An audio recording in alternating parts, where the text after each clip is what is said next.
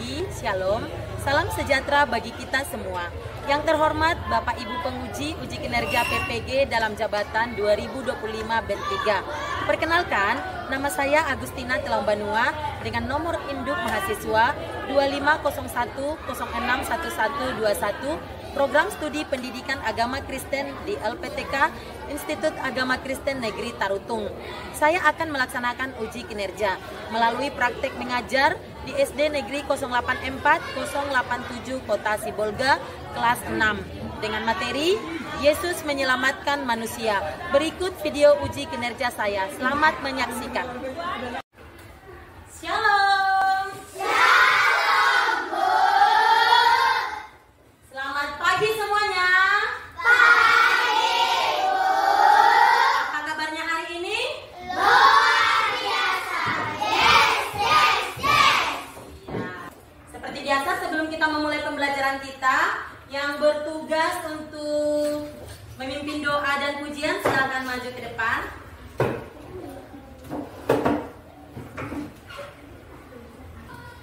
Apa lagumu?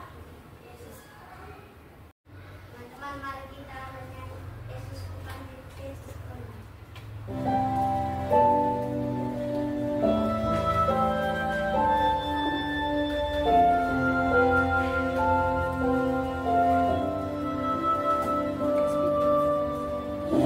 Yesus ku panggil, Yesus ku undang, masuk dalam hatiku.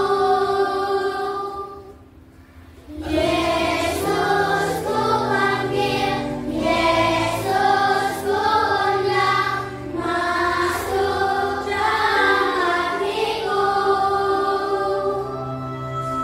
Memimpin, menuntun setiap langkah hidupku, sucikan, kuduskan semua dosaku.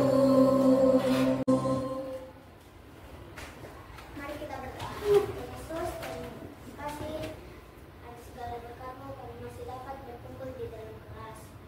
Berilah kami pengetahuan yang baik. Terima kasih Yesus. Kami berdoa dan mengucap syukur. Amin. Amin. Silakan duduk. Terima kasih, Nak. Oke, sekarang duduk. Oke, sebelum kita memulai pembelajaran kita, Ibu mau nanya, ada nggak yang tidak hadir hari ini? Sekretaris? Tidak ada, Bu. Tidak ada, semua hadir berarti ya? Oke, nah sekarang kita akan masuk dalam pembelajaran kita. Semua buka bukunya bab 5. Semua buka bukunya bab 5. Masuk dalam pembelajaran kita. Semua buka bukunya bab 5. Sudah dapat? Sudah, Bu. Oke. Hari ini kita belajar tentang Yesus menyelamatkan manusia. Ya, Yesus menyelamatkan manusia. Adapun tujuan pembelajaran kita hari ini adalah menjelaskan rangkaian karya Yesus dalam menyelamatkan manusia, mulai dari kelahiran hingga kebangkitannya. Lalu nanti kita akan menganalisis makna pengorbanan Yesus yang meneladaninya dalam hidup. Kemudian untuk minggu depan, ya, kita akan belajar tentang membuat karya kreatif untuk mensyukuri karya keselamatan Yesus. Nah, sekarang kita belajar dulu tentang pengorbanan Yesus bagi manusia. Sebelumnya, sebelum Ibu menjelaskan lebih lanjut lagi tentang pengorbanan Yesus, Ibu mau nanya, anak-anak Ibu, ada nggak di antara kalian orang-orang yang pernah berkorban untuk kalian? Ada? Coba angkat tangannya. Siapa yang pernah berkorban untuk dirimu? Iya, ibu.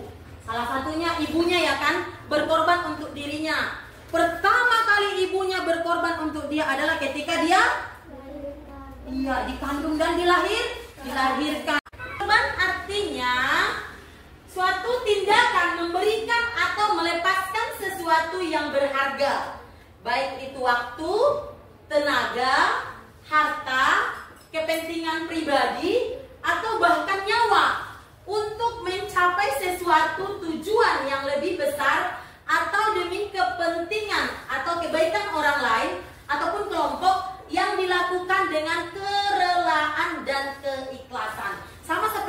contoh yang tadi, ibu kita mengandung kita, ya kan? Dia harus, yang seharusnya ketika mengandung dia bebas mau makan apa saja sebelum dia mengandung. Tapi ketika dia mengandung, dia kurangi. Contohnya, ibumu yang dulunya hobi makan durian, ketika musim durian, dia harus mengurangi hobi tersebut, ya kan? Kesukaannya tersebut dia kurangi. Dia tidak mau makan durian banyak-banyak. Supaya apa? Supaya kandungannya sehat. Dan dia tidak mau melakukan aktivitas yang berat-berat. Supaya apa? Kandungannya sehat. Supaya kalian, ya, yang ada di dalam kandungan ibunya tetap dalam keadaan sehat sampai lahir. Itulah salah satu contoh pengorbanan yang dilakukan oleh ibu. Bukan hanya itu, ayah juga berkorban, ya kan? Mencari nafkah, tidak peduli mau hujan, panas terik, ya kan?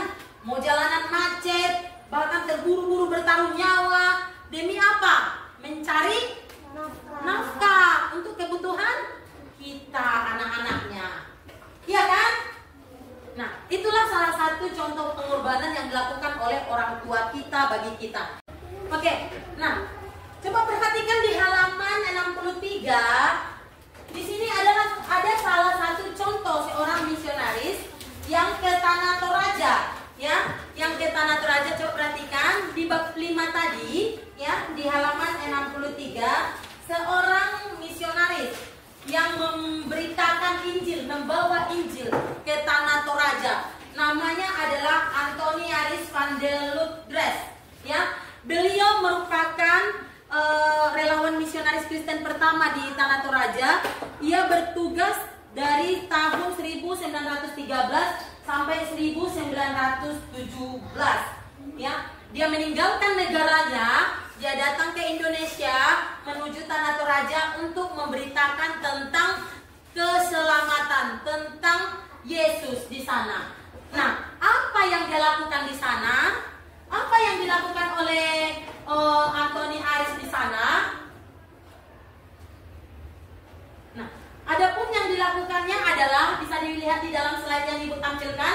Ya, yang pertama, pengorbanan yang dilakukannya, dia meninggalkan kampung halamannya, menikmati hidup, ya kan? Tapi karena dia mempunyai misi yang tinggi supaya semua orang boleh menerima keselamatan, maka dia datang ke Tanah Toraja, meninggalkan zona nyaman di kampungnya. Lalu kemudian di Tanah Toraja ataupun di Sulawesi, dia mendirikan sekolah guru.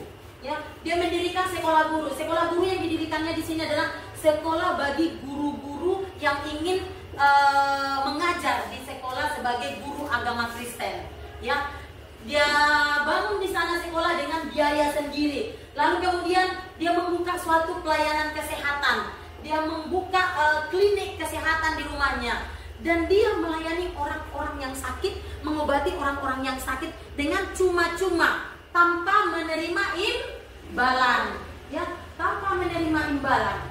Dia layani orang-orang yang sakit. Dia tidak peduli mau siapapun yang datang, mau sudah menerima Yesus atau tidak, dia tetap melayani supaya mereka mengalami kesembuhan. Lalu kemudian dia mendirikan sekolah Injil. Nah, sekolah Injil ini dia dirikan kepada anak-anak remaja ataupun yang sudah dewasa yang ingin memiliki misi seperti Antoni untuk boleh menyampaikan firman Tuhan sampai ke ujung dunia. Maka dia buka sekolah Injil ini. Disinilah dia dibimbing, diajari, ya, dibimbing, diajari. Nah, kalian tahu anak ibu, ternyata hal yang baik yang dilakukannya itu, hal yang baik yang diperbuatnya di sana selama 4 tahun itu, masih ada orang yang tidak suka dengan dia. Masih ada orang yang tidak senang dengan dia. Masih ada orang yang tidak mau menerima dia di sana. Padahal pertama kali dia masuk menginjakkan kakinya di situ, dia sudah menjumpai kepala-kepala adat di sana supaya dia boleh diterima. Namun ternyata masih ada sekelompok orang yang tidak senang dengan dia. Lalu kemudian suatu saat ketika Antoni berjalan, ada orang sekelompok orang yang tidak senang dengan dia menembaknya. Ya. Lalu dia meninggal dunia. Oke, setelah kalian mendengarkan penjelasan dari Ibu tentang misionaris Antoni ini, maka cobalah membentuk kelompok dan kita akan mengerjakan beberapa tugas kelompok yang berkaitan dengan pengorbanan. Untuk kelompok 1,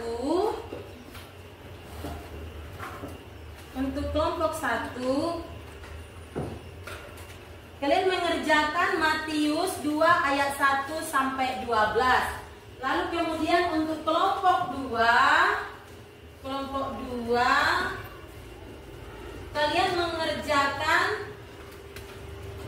Matius 27 ayat 32 sampai 44. Selanjutnya kelompok 3, kalian mengerjakan Matius 27 ayat 45. Kelompok 4, nah ini yang terakhir kelompok 4, Matius 28 ayat 1 sampai 10. Ibu kasih waktu selama 10 menit. Coba kalian baca ayat yang sudah ibu sajikan di dalam. Kalian baca, lalu kalian cermati isinya. Kemudian kalian tulis siapa nama-nama tokoh yang ada di dalamnya. Lalu nanti kalian tulis juga tokoh itu melakukan apa. Ibu kasih waktu selama 10 menit mulai sekarang. Kerjakan. Ayo buka langsung Alkitabnya. Lihat itu. Oke, buka Alkitabnya. Ya, dalam kelompok itu harus bekerja sama dengan baik ya nak ya. Ayo buka Alkitabnya. Lalu perhatikan. Buka Alkitabnya. Kalian Matius berapa? Oke, kalian Matius berapa tadi?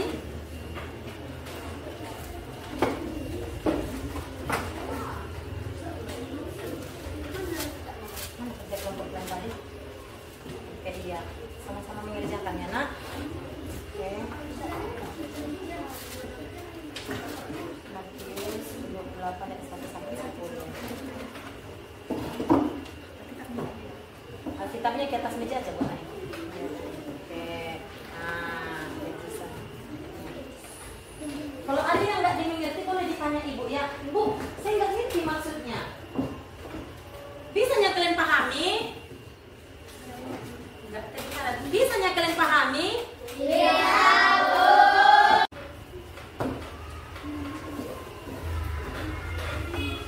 Yang udah selesai angkat tangannya.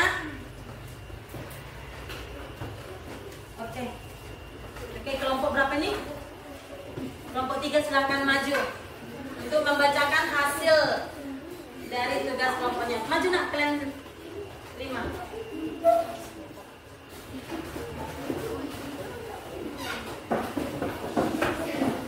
Besarkan suaranya, baca ya. Sini.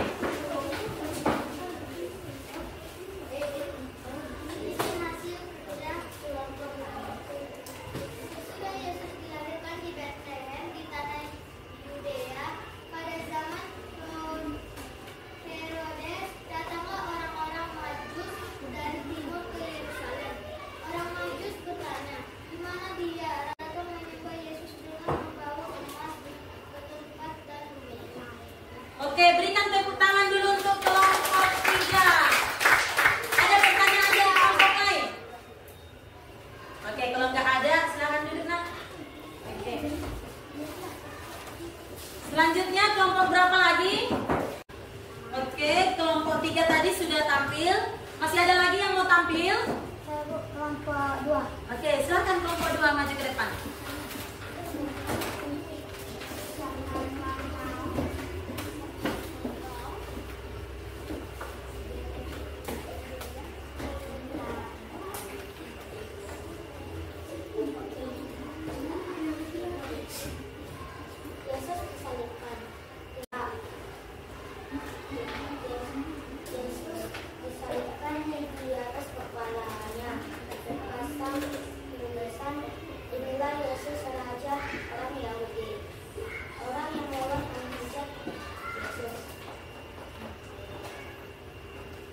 Oke, berikan tepuk tangan untuk kelompok 2.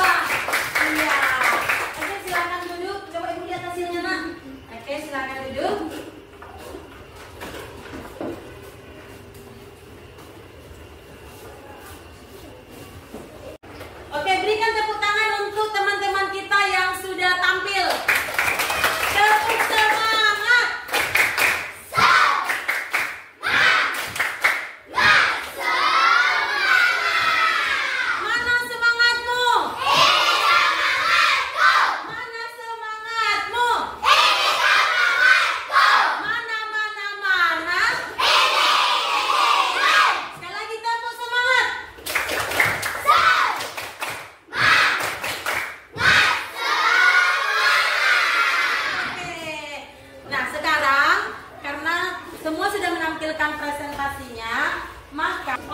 perhatikan anak pertama menceritakan tentang kelahiran Tuhan Yesus dan orang-orang Majus. Lalu kelompok 2 menceritakan tentang proses Yesus disalibkan, sehingga bahkan ada orang-orang yang terlibat di sana dalam penyaliban Yesus. Ada orang Kirene, dia hanya lewat saja, tapi disuruh tadi ngapain? Memikul salib Yesus, ya kan? Lalu kemudian kelompok 3 tadi sudah menceritakan tentang kematian Yesus Kristus. Kemudian Yesus Kristus dikuburkan. Lalu kemudian kelompok 4 tadi menceritakan tentang kebangkitan Tuhan Yesus. Nah, anak-anak ibu yang ibu cintai semuanya, yang ibu kasihi, tahukah kalian bahwa semua itu mulai dari kelahiran, kematian sampai kebangkitan Tuhan Yesus itu, bahkan nanti selanjutnya kalian akan tahu tentang kenaikan Tuhan Yesus juga, itu Tuhan lakukan untuk kita. Kalau di awal tadi kita sudah bercerita tentang pengorbanan orang tuamu untukmu, orang tua kita untuk kita, maka di sini kita bercerita tentang pengorbanan Tuhan Yesus untuk kita, di mana Tuhan Yesus mau mati di kayu salib demi menebus kita, orang-orang berdosa ini. Baca dulu, buka dulu Alkitabnya, Roma 3 ayat 23. 1, 2, 3. Ya, karena semua orang telah berbuat dosa dan telah kehilangan kemuliaan Allah. Iya, Roma 3 ayat 23 berkata, karena semua orang telah berbuat dosa dan telah kehilangan kemuliaan Allah. Semua orang, artinya semua manusia sudah berbuat dosa. Nah, kalau sudah berbuat dosa, maka upah dosa apa? Mati atau maut, ya. Nah, padahal kita pengen hidup itu nanti masuk ke mana? Kalau sudah meninggal, masuk ke mana? Ke surga. Nah, bagaimana caranya? Sedangkan upah dosa itu adalah maut. Iya kan? Upah dosa adalah maut. Nah, tahu kemampuan kita, Yesus tahu keterbatasan kita, makanya Yesus turun ke dunia, ya kan, menjadi manusia dan mau mati di kayu salib supaya menebus dosa manusia. Terjadi sekali untuk selama-lamanya. Dia selesaikan dosa kita, dosa yang sekarang, dosa yang lampau maupun dosa yang akan datang.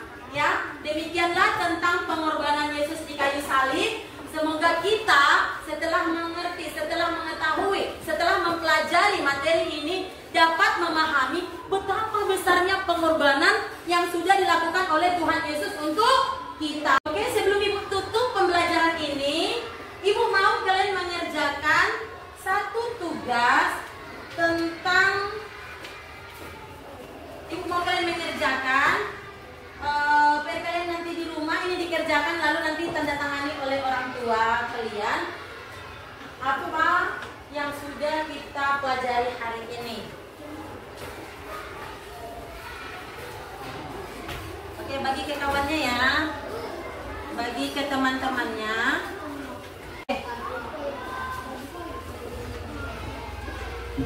Nanti itu menjadi PR kalian dan minggu depan dikumpulkan kembali. Oke, sebelum kita tutup, dalam doa kita bernyanyi dulu. Ibu undang kita boleh sama-sama bangkit berdiri dulu. Kita bernyanyi, semua bangkit berdiri. Kita bernyanyi Aku Bahagia. Tunggu, ingat dulu.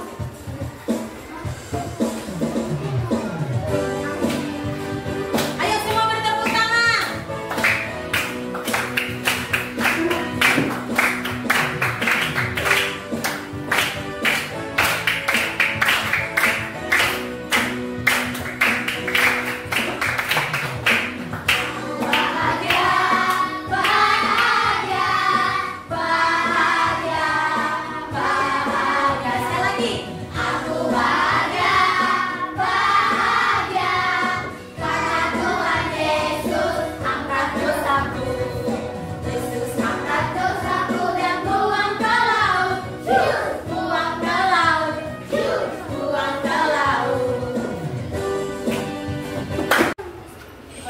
Silakan duduk anak-anak ibu.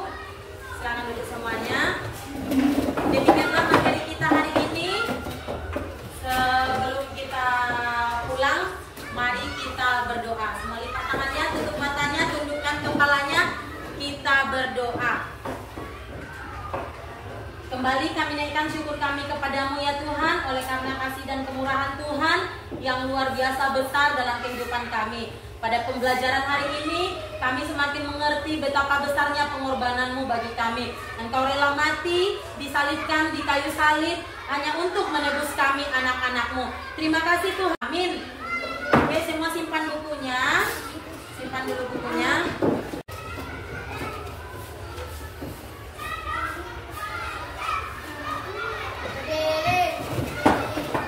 Berdiri.